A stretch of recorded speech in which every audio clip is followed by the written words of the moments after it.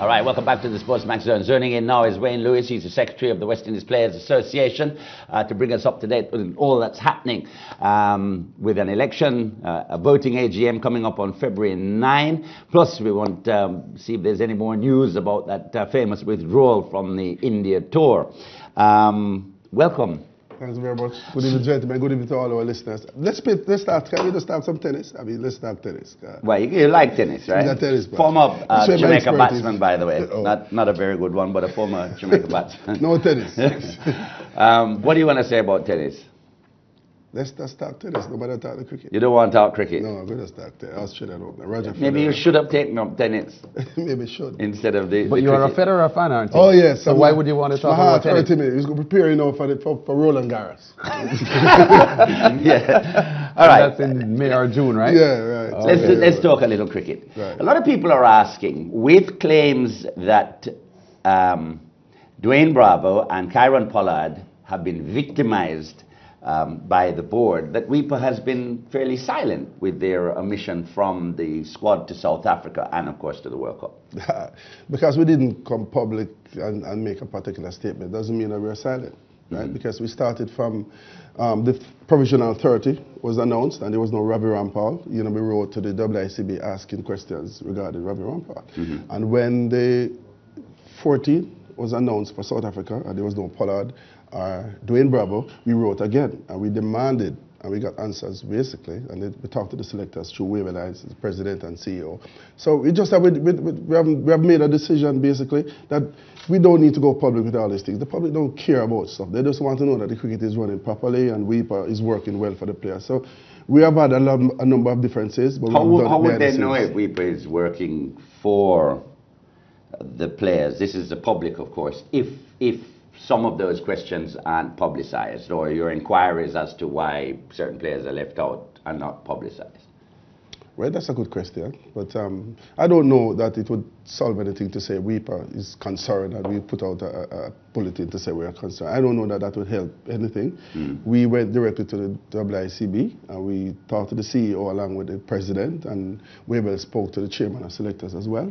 And so we need clarity on this. And when it comes to victimization, it's very difficult to prove victimization, but nevertheless we ask the relevant questions. Yeah. And I'm assuming you were satisfied with the responses? I would imagine. I mean, not satisfied, but we accept it basically. You respect the fact, though, that there's a perception on the streets that based on what transpired between Dwayne Bravo and Wavell Hines and the discontent between those two over the India debacle, that there is a perception that Wavell Hines and WIPA may not be overly sympathetic to Dwayne Bravo's and Pollard's cause in this issue.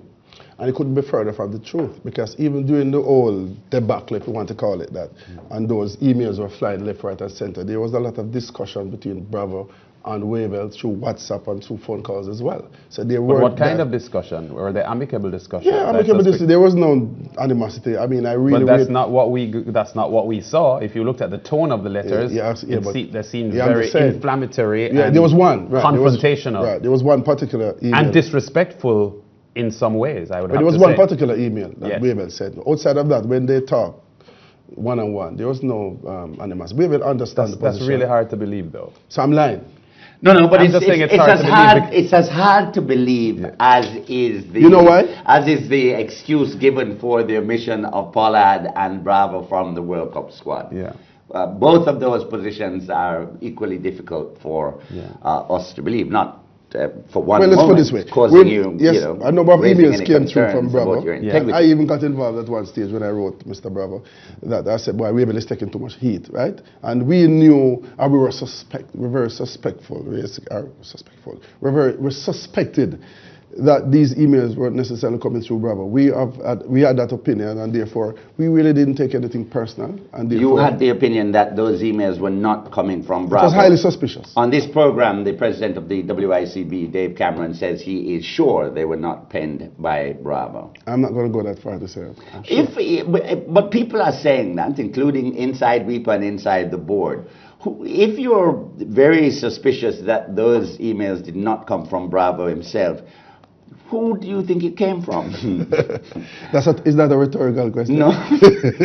No. I don't know that I'm in a position. None of us are in a position. They say it's not what you know, it's what you can prove. And therefore, we can't prove that it wasn't somebody else. But we were highly suspicious that because even when Bravo would send those letters, Wavell and him would talk on the phone.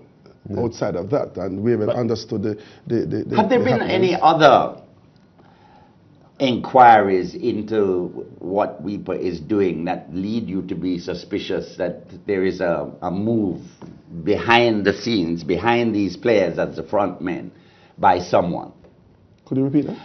For instance, have you noticed anything else happening that suggests that maybe the person who wrote those emails is behind some other moves to undermine WIPA? Well, yes, because we know that our lawyers, for example, was approached to pen, our WIPA lawyers was approached at one stage to pen a particular letter, and they had to turn it down. Said, they basically it's a conflict of interest because so your lawyers were approached to write a letter, a particular letter to WIPA, and therefore they denied. Not denied. They not objected. You have me nervous, Bridget. I know you're nervous. Yes, you have me nervous. Tennis.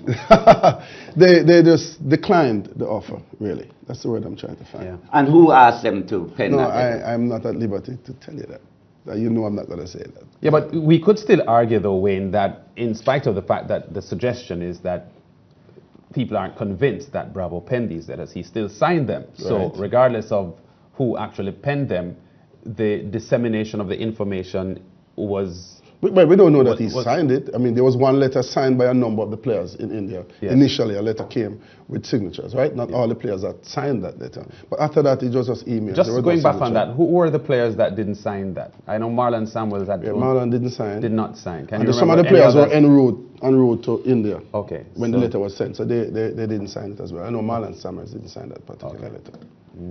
All right, let's take a break. We're talking to the Secretary of WIPA. For now, at any rate, because there is an election on February 9. We'll be back with Wayne Lewis in a little while.